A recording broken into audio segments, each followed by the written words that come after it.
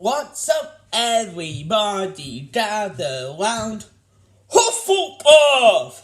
Neville Longbottom, I'm really close to being sorted into Hufflepuff that he made it into the near Hatstall Club, where the sorting out isn't all that sure. Well, he was sure, but Neville wanted to be in Hufflepuff because he was intimidated by Gryffindor's reputation for being brave, but the sorting out argued that he should be in Gryffindor to put his character to the test. So, because of that, I am going to do what I did with the Ron Weasley video. I am going to sort Neville Longbottom into Hufflepuff and see how much the story changes, alright? So, and then in the end I'll get into my own personal opinion on whether I think which house I think would suit better for Neville. But for now, let's go back to the sorting ceremony. Okay, the sorting hat is placed upon Neville Longbottom's head. The sorting takes a few minutes as usual. The sorting hat argues that Gryffindor will be the best house for Neville, but Neville argues against this, saying that he's scared of Gryffindor and that he would be best suited for Hufflepuff. The sorting out senses that Neville's loyalty would be best suited for Hufflepuff. It decides, but to be Hufflepuff! The Hufflepuff students will be, and Neville will take his seat on the Hufflepuff table. Okay, so book 1. He will still earn the ire of Snape, and with him being sorted into Hufflepuff, which apparently is the house for leftovers, Snape will still bully him as normal, but this time around, he may use his house as a reason for his lack of emotions. He might say, "Idiot boy, no wonder he was in Hufflepuff. Everyone says Hufflepuffs are leftovers." But in this timeline, Harry would still encourage Neville to stay home for himself. However, in this timeline, he wouldn't have been standing up against Harry Potter and his friends when they go after the Philosopher's Stone, since they don't share a house together. They don't share a common room, I mean. Therefore, Dumbledore does not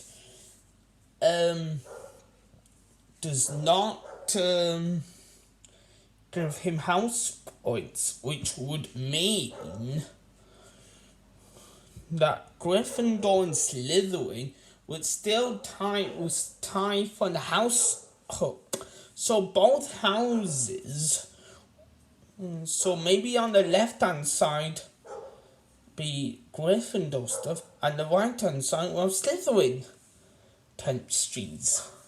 Okay, that's book 1 done.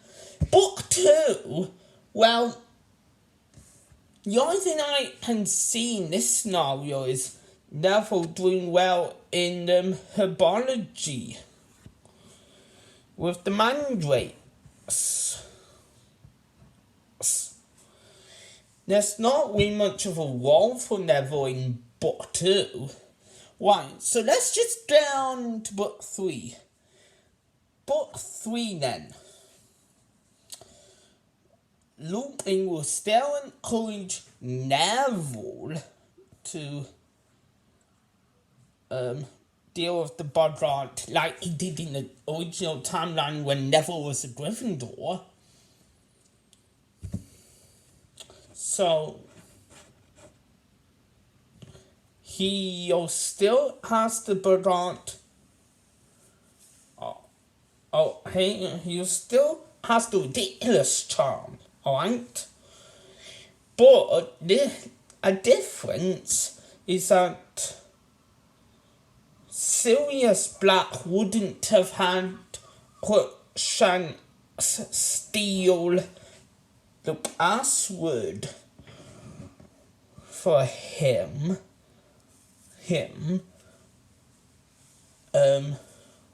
Since Neville is in Hufflepuff. Therefore, Ron does not hunt seen Sirius Black with a knife. Therefore, Neville doesn't get punished. And he doesn't get that howler from his grandmother. Alright, so book 4. Neville will support Cedric Diggory. And Neville will support Cedric Diggory, with them being in the same house.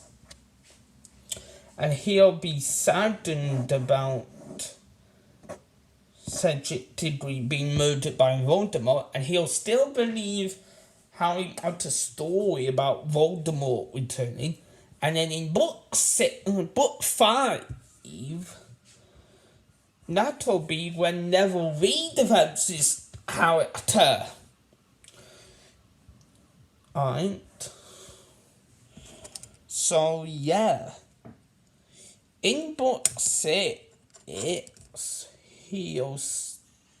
McGonagall will still want to learn to his grandmother about the Charms Owl.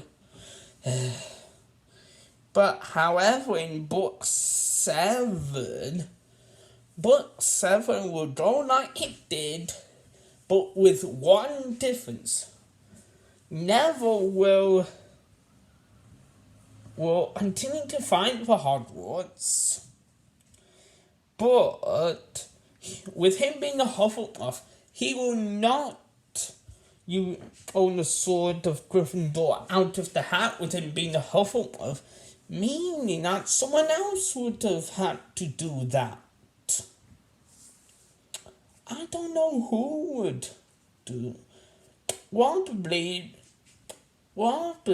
maybe Ron Weasley, or maybe Ginny Weasley or someone. And later on,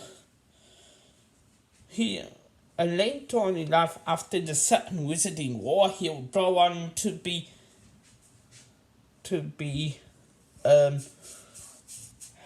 herbology professor, and maybe perhaps head of Hufflepuff House. Alright? So yeah, after Hogwarts, I think that Neville Longbottom will be both herbology professor and head of Hufflepuff House. So that's books 1 to 7 out of the way. Now on for my overall opinion. In my opinion, Neville Longbottom will be better off in Hufflepuff. I mean, just because one belongs in a certain house doesn't mean that they have traits of other houses. For instance, Snape was in Slytherin, but he was very brave. So by that same token, Neville can be in Hufflepuff and still be brave like a Gryffindor. So yeah, that's it then for this video. I'll see you in the next one. Bye.